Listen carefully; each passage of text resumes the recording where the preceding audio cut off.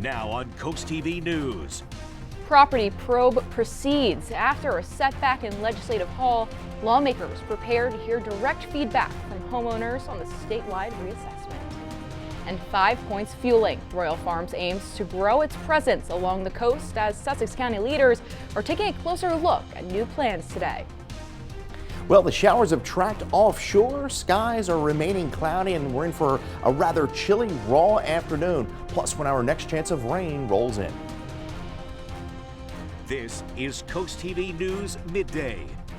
Good morning and thank you for joining us. Today is Wednesday, November 19th. I'm Grace Eckerly and welcome to CoastTV News Midday. Starting off this morning by taking a live look into Rehoboth Beach, and many of us along the coast waking up to some wet and rainy conditions today. First Alert meteorologist Chris Mastrobono is joining us now, and he says while the rain may be clearing out, some of those clouds are here to stay. That's right, Grace. We're going to see more clouds than sun, unfortunately, over the next few days. And as we take a look at the rainfall totals over the last 24 hours, picked up about 45/10 of an inch in Slaughter Beach. Lewes picked up 30/10 of an inch. So this was a rather light system. We do need the rain, so anything we get is beneficial. As we take a live look into Ocean View, 53 degrees there. Some sun trying to peek through the clouds. We had a little sun there from Ocean View on southward as this area of low pressure passed offshore. Now you can see plenty more clouds are going to begin to wrap around that area of low pressure. So a lot of those clouds are going to be sinking southward through the day today. We're at 50 in Lewes, 45 in Harrington. We are at 52 in Delmar and 51 in Salisbury. So expecting a mostly cloudy afternoon. In fact, temperatures are going to be slowly dropping or staying steady here over the next few hours, and then we'll fall to 45 by around 7. Just a raw day in general across the area. We're tracking more cloudy days ahead, and then that chance of rain as we head into the start of the weekend. We'll talk more about that a little later on the newscast. Grace.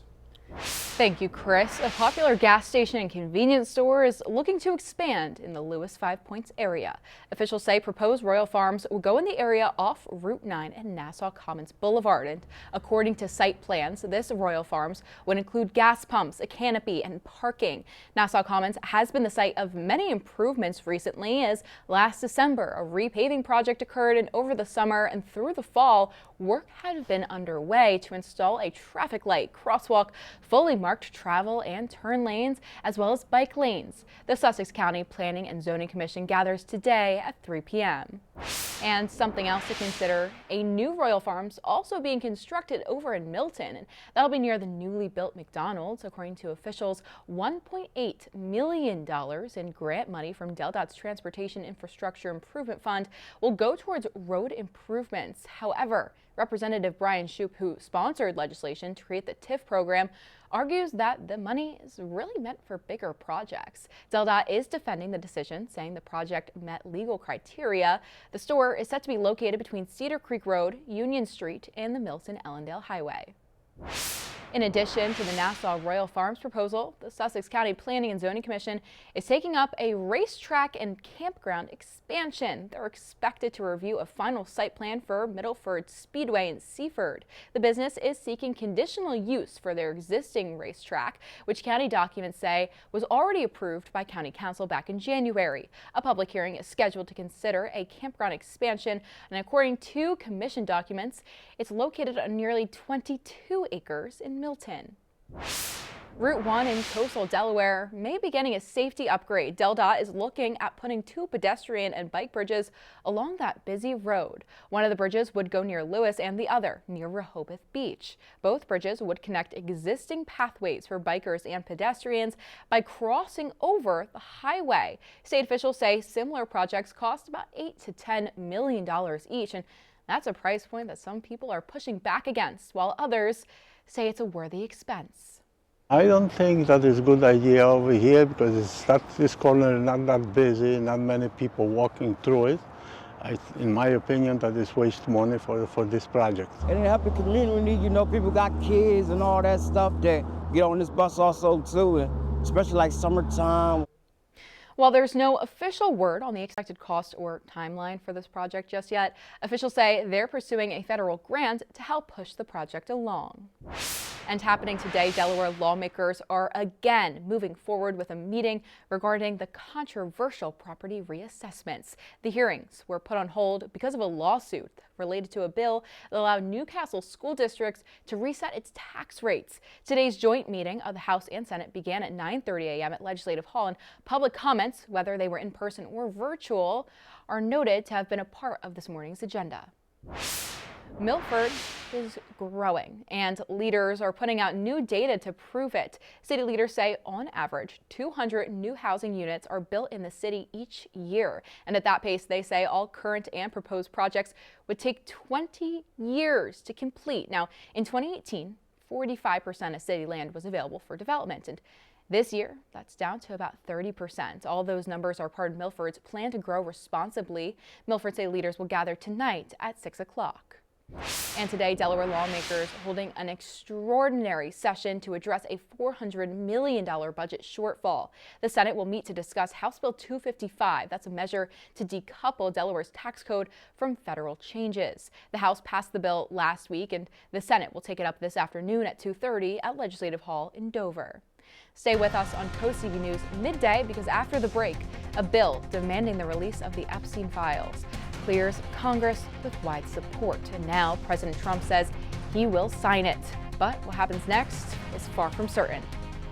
We had sun briefly peeking through those clouds in Lewes, but you can see a thick veil of clouds now, 49 degrees, mostly cloudy skies through the afternoon as we hover right around 49.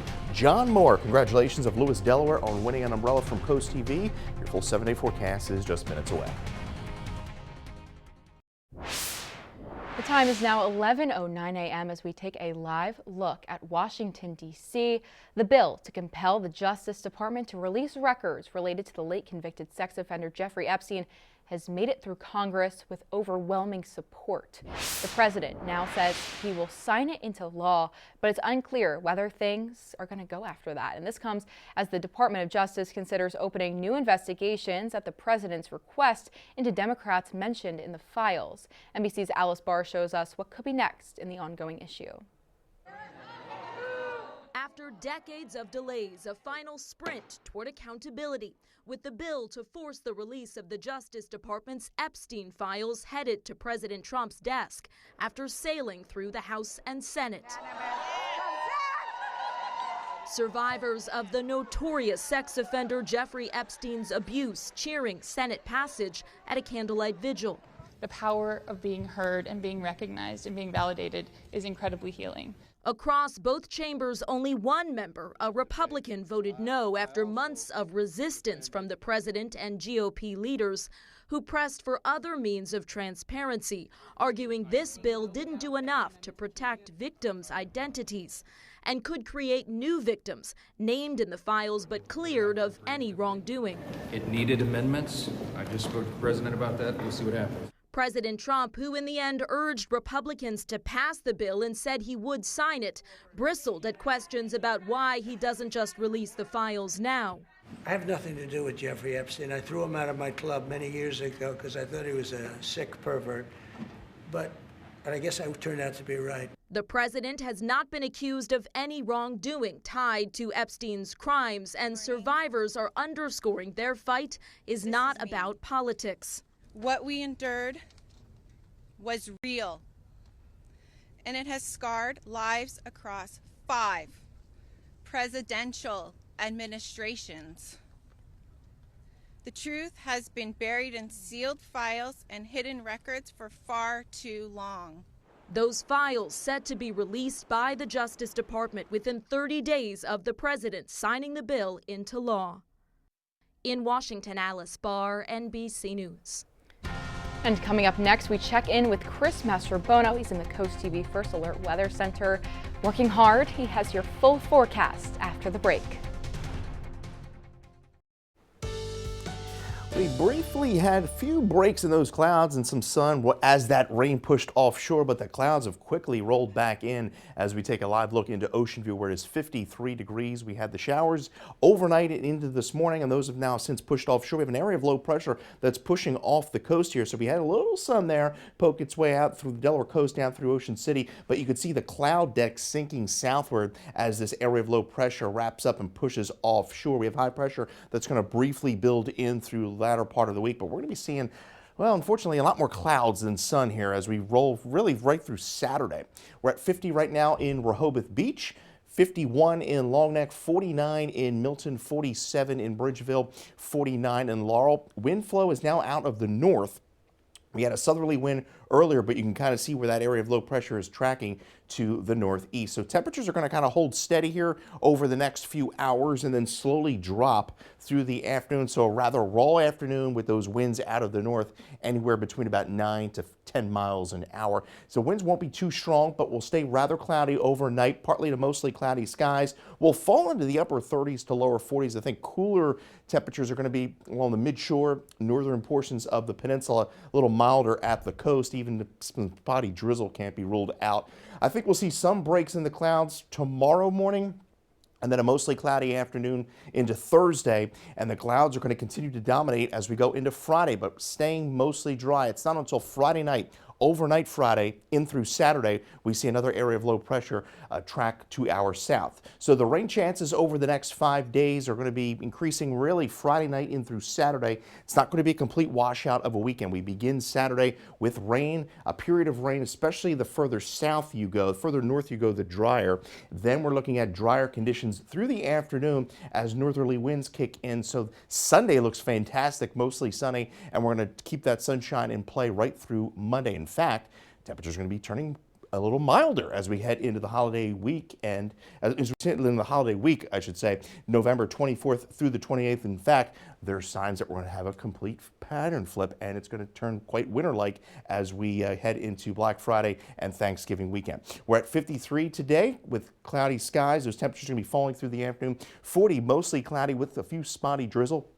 55 mostly cloudy in through Thursday. I think we'll see a bit more breaks in the clouds tomorrow, especially earlier on in the day. As we go into Friday, overcast skies, 60 with that rain rolling in Friday night through Saturday. Not looking like a whole lot of rain right now, kind of similar to what the system we just experienced. 61, 57 into Sunday, mostly sunny skies, and we're sunny and dry and a little milder to start next week with highs in the low 60s. Grace. Thank you, Chris. And coming up soon on DSN at noon, live NCAA women's basketball when Maryland Eastern Shore hosts UMBC, and the final score, that's at 10:30. And here's what you can look forward to this afternoon on Coast Life at 4 p.m. Hope you're having a good Wednesday so far, halfway through the week. And if you join us today at 4 on Coast Life, here's what's coming your way. When we talk about the holiday season, we also often talk about food insecurity. We're going to see how the food bank is helping and what you can do to get involved. We're also going to be talking about Pink Friday, a great opportunity to do some local shopping for the holiday season. All of that and more is coming your way today at 4 on Coast Life. It's that time again for our Bless Our Children campaign, and every year CoastTV works to make the holidays a little brighter for some kids across Delmarva, and the money that you give goes to local charities who buy Christmas presents, and here's how you can support.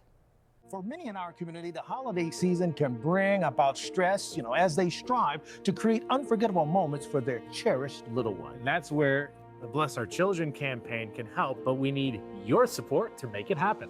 All the money you donate goes to local nonprofit organizations which give gifts to children this holiday season. And you know what, Mike? Every penny, every single one you give helps families right here in Delmarva because WBOC covers all administrative costs. Send a donation and a holiday card, and we may read your well wishes on the air. Businesses can also help Bless Our Children by accepting the Shell Brothers Bless Our Children Challenge by donating at least $1,000. As our thank you, we'll list your name on the Shell Brothers Honor Roll in order of amounts given in increments of $1,000. You can donate by sending a check or money order to the address on your screen, or you can use your credit card online at blessourchildren.org. Together, we can make the holidays this year a special one. Bless Our Children is administered by the Draper Holdings Charitable Foundation. And a good cause ahead of the holiday season. The cheer organization is asking the community to help brighten the holidays for Sussex County seniors. Cheer is collecting wrapped gifts. They're just asking that each one include a tag indicating whether it's intended for a man or a woman. People with Cheer say that you can drop off donations at any center across Center County or Sussex County, and gifts are accepted now through December 19th. And tonight, a very fun holiday kickoff. A lot of us here are looking forward to. It's Twisted Crooked Hammock Brewing will host its first ever keg tree lighting. The event runs from 6:30 to 8 p.m. and offers plenty of festive fun. Families can enjoy free cocoa, ornament making for kids, falling snow, holiday music and contests. And then that big moment, the official keg tree lighting, happens at 7:30. Chris. And we're looking pretty good weather-wise. Cloudy skies today, cool raw temperatures out there, 49 degrees. We'll hover right in the upper 40s through the afternoon. You can get your latest forecast by calling our First Alert weather phone. Your 10-day forecast is coming up next. Well, the rain from this morning is behind us. We have a lot of clouds in place across the area, and unfortunately, we're going to be dealing with more clouds than sun here over the next 4 days. We're kind of temperatures rise to 60 on Friday with another chance of showers late Friday through Saturday. The weekend looking pretty good. We start a bit damp on Saturday morning. Otherwise, we're drying out by the afternoon. Mostly sunny by your Sunday 57. And then we see a warming trend early next week, 65 ahead of Thanksgiving. And then the bottom drops out. Once the turkey is served, we're going to see temperatures fall into the 40s over the weekend. It's going to be quite blustery into Friday. So. Chris, that sounds fine, because you know where I'm going to be on Friday? Where's that? Celebrating Black Friday. I know. Chris and I will be here along with Matt Pensick, but we're going to be shopping on Black makeup, Friday. Right? Well, thank you so much for joining us here on Coast TV News Midday. If you like more local news or local weather, you can download our Coast TV News app. And don't forget to join us right back here for Coast TV News at 5. That's later this afternoon. And until then, have a great day, Delmarva.